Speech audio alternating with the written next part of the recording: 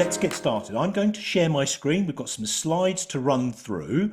Right, so is your council Assertion 10 compliant and ready? But if it's not, don't worry, it's not too late for you to do something about it.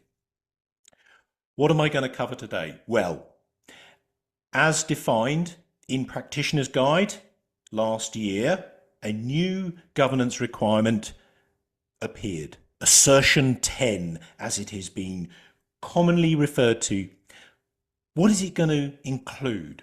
Well, what we're going to cover today is what the email and domain name requirements are, again, as defined in Practitioner's Guide, the GDPR and data protection responsibilities, website accessibility compliance, this forms part of it, communication and engagement. I'm going to touch a little bit on that towards the end, and I'm also going to touch on IT policies. So essentially, Assertion 10 is made up of 4 key things: domain names and email, website accessibility compliance, GDPR compliance, and IT policy. So it's all of the digital and data compliance elements. That's what it's called, digital and data. And as you can see there, Assertion 10, digital and data compliance is its actual name. And it is for compliance by AGAR 2526. So when we get our forms later this year, this is the point at which there is going to be a yes, no tick box. What are the key requirements? Well, the key requirements are you must have a council-owned domain name for the email that is a generic address. Don't worry about understanding what that means exactly at this minute. I'm going to go through the exact points in the coming minutes. Also, that the council must continue to comply with the website accessibility regulations. These are not new. A new thing, however, is the introduction for the requirement of an IT policy. That is a new thing. And of course, the other aspect of this, the fourth part of the Assertion 10 requirement, is the continued requirement, reinforcement of compliance with UK GDPR and DPA, data protection. So those are the 4 things that make up Assertion 10, so that when you get the forms in front of you later this year, there will be a line item on the table that we go through. There will be an item on there that talks about your digital and data compliance. These are the things that make up that section. So let's get stuck in. We are going to start with the email and domain name bit, because this is probably the part that has created the most misunderstanding. What is no longer permitted are the use of free email services. Specifically, under Assertion 10 1.47 email management, every authority must have a generic email account hosted on an authority-owned domain name. That is, the example of that is clerk@abcparishcouncil.gov.uk or clerk@abcparishcouncil.org.uk. The key thing is not to use Gmail, Hotmail, Yahoo, Outlook. abcparishclerk@gmail.com, abcparishcouncil@outlook.com. You must no longer use these free email services. You must use a domain name that the council owns. So, clerk@abcparishcouncil.gov.uk or .org.uk, or quite frankly abcparishcouncil.com would meet your compliance, but not those free email services. So if you are using a free email service, you must get a domain name that you own. You've probably got one already, which is where your website lives, but you need to have an email service that hangs from that same domain name, so that your domain name where your website is, www.abcparishcouncil.org.uk, and you have an email account that is clerk@abcparishcouncil.org.uk, for example. It's important to also remember it needs to be generic. Clerk, parish clerk, townclerk@. You can also have a name-based one, so bob.smith@abcparishcouncil.org.uk, but the council's official address must be role-based, generic. Clerk@, townclerk@, parishclerk@. You aren't always going to be in the seat, but continuity requires, as well as an element of UK GDPR, continuity requires that it is not name specific. Now, another aspect that is so commonly misunderstood is, what about the staff, if you have any? What about the councillors? Let me bust a big myth. It is not a requirement or a legal requirement, as I have heard people say. It is not a requirement for everybody to have .gov.uk email. It is a requirement for the clerk to have domain-based email. But bear this in mind. If you are setting up a domain name, you've already got that. So you have the cost of that, whether it's just for the website and email or everybody's email. So it makes good sense and consistency for everybody. Now, the issues come around where councillors, for example, might be using personal email addresses. Now, this is not a new thing. This has been around for a long time. And as I'm sure many of the experienced clerks will know and be aware of, when councillors use their personal email addresses, and dare I say also clerks, there are a number of clerks using personal email addresses for their council communications. This is a huge UK GDPR problem because as a council, you don't have any right to access the data in those mailboxes. And so if you get a freedom of information, a subject access request, you are going to struggle to fulfill that responsibility. Now, councillors, as I've said, should not be using their personal email addresses, but there's nothing to stop them having a council-specific free email address. So, for example, councillorBobSmith@gmail.com. That's okay, because Bob's using that Gmail address just for his council communications. But what's not acceptable is bigbobsmith1968@yahoo.co.uk. Because as a council, you have no right or access to any of those communications. But what is best practice and really best for the council and everybody from a separation of communication and data is if councillors and all staff have email that is on the domain name. So, for example, councillorBobSmith@abcparishcouncil.gov.uk, or indeed councillorBobSmith@abcparishcouncil.org.uk. This is fine. Because should you get a subject access request, should you get a freedom of information request, you as the clerk are going to be in a much better position to be able to fulfill your responsibilities because the council owns the data, which means you have right to access and right to fulfill your responsibilities. So let's just take a breath. What must and must not happen? Councils must not use free email services for the council clerk. So Gmail, Yahoo, Hotmail, those kind of things. The clerk, as a minimum, must have domain-based email. So clerk@abcparishcouncil.org.uk or .gov.uk. We'll go into the specifics of which domain types in a minute. And in relation to councillors and staff, ideally, you should be having them also using domain-based email, but at the very minimum, they should not be using personal email addresses. They need to be using an email address that is specific for their council communications.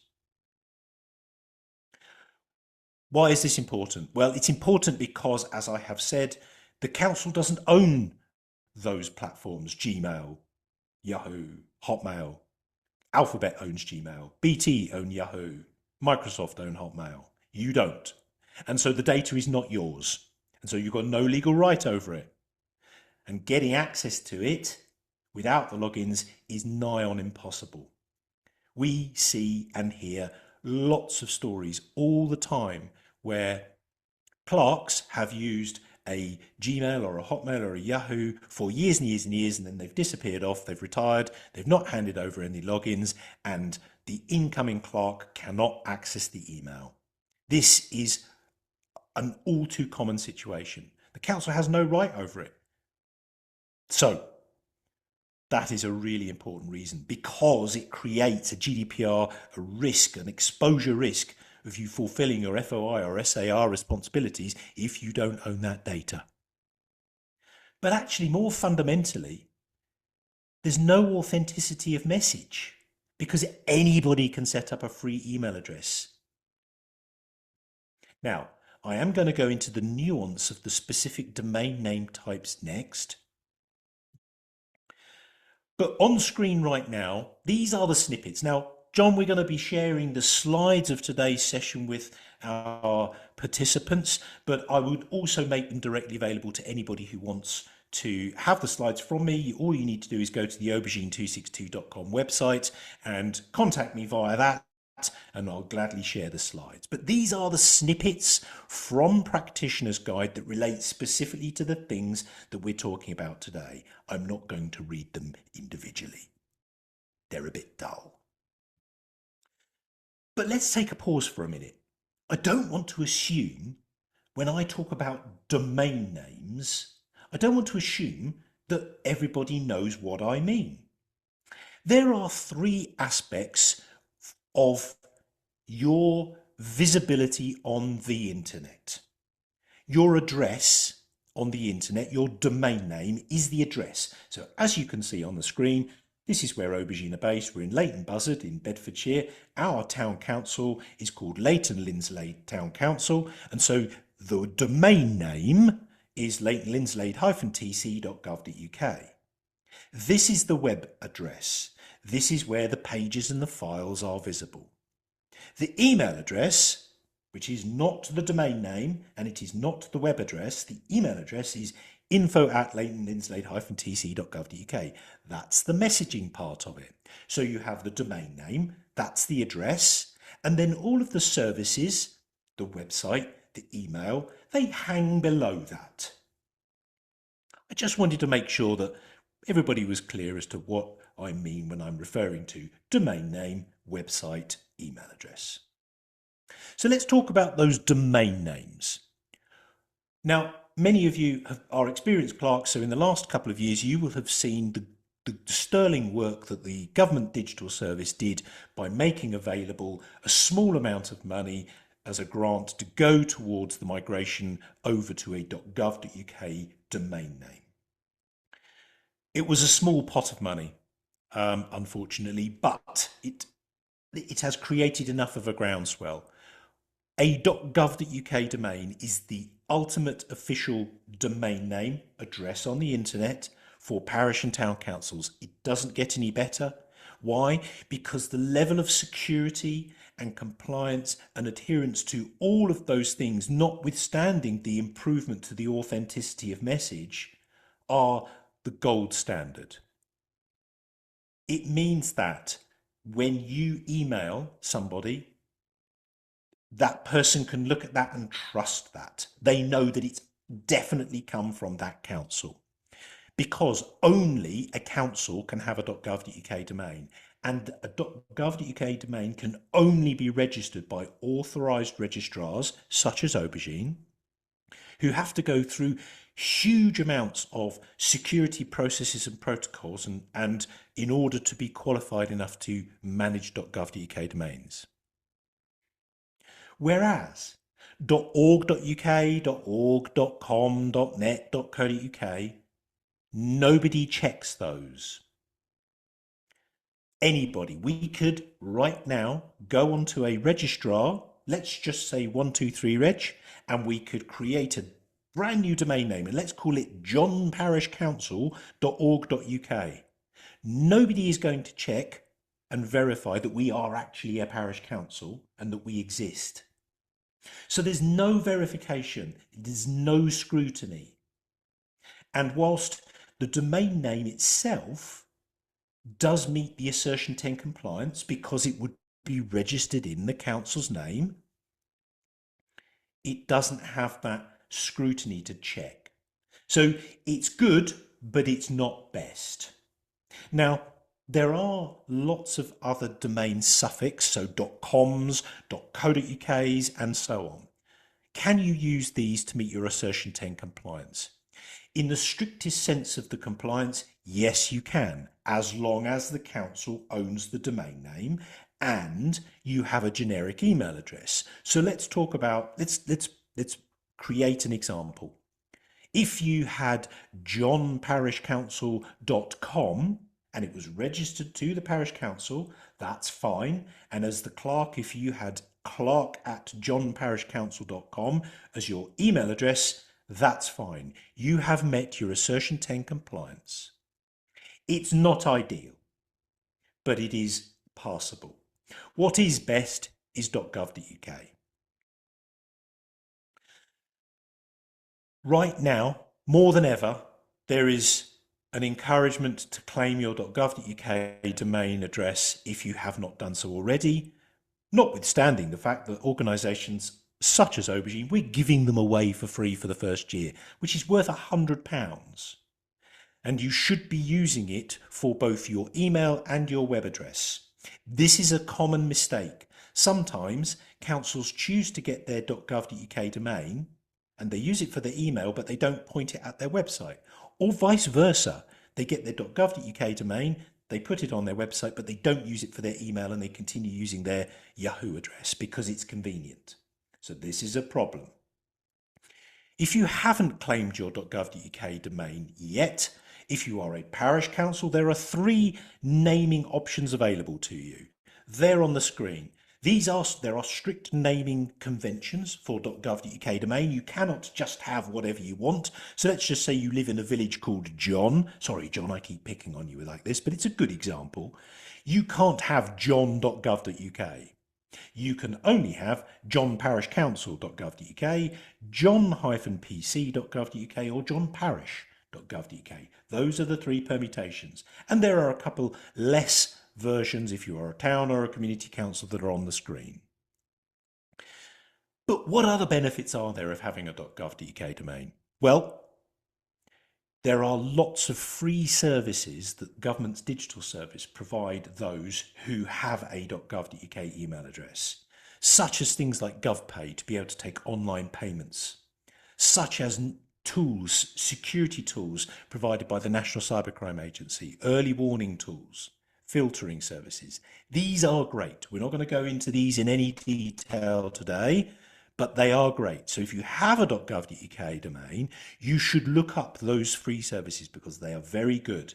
They all add to the armoury that we should be introducing across both parish and town council level from an IT perspective to improve the standards, to improve the robustness of our network. Every day we at Aubergine see domain names, websites coming under attack from nefarious individuals trying to take down the network. Most people outside the UK don't understand the nuance of parish and town councils, and you know, we are responsible for car parks, toilets, dog bins, and not central government funding or the Ministry of Defence. But outside individuals don't know that, and so they just attack anything that looks like it might be some form of government. So having a .gov.uk domain helps towards improving those overall security of our local government network. So let's recap. To meet your Assertion 10 compliance, you must have a council-owned domain name for your official email address, clerk@abcparishcouncil.org.uk, or what would be better, .gov.uk. Go ahead and claim your .gov.uk domain name from us for best practice. Now, you've got to also remember, please stop using those free email services, Gmail, Hotmail, Yahoo. If you are migrating across to using a domain-based email, those things can be kept there stagnant for a while so that you can go and access the information that you might need to, notwithstanding the fact that there's going to be some finance, regulatory, contractual related things that you'll want to keep from those emails, but you should be setting a period of time by which those accounts are shut down. If you leave them open just in case to go and look up because you got an email from a parishioner 11 years ago that you can remember, that is a data time bomb. Don't do it. You should consider approaching a registrar such as Aubergine to help you migrating across to .gov.uk if you aren't. Now look, we're a little bit behind the curve for this year, but as with all important aspects of operation, budget planning. Hopefully, those of you who have been involved in the budget planning and submitted your precepts already, you've put in a reasonable budget to cover your IT systems, your software, your hardware, security. Because, and I can speak as a councillor, unfortunately I see every day councillors feel that their role is to not spend any money, in fact to unspend money. It's short-sighted, it's not right. It wouldn't happen in the commercial world. The same should happen in local government. You should set aside a sensible, appropriate budget to pay for your IT systems and standards. Unfortunately, lots and lots of parish councils suffer from data breaches and hacks because they are using antiquated systems.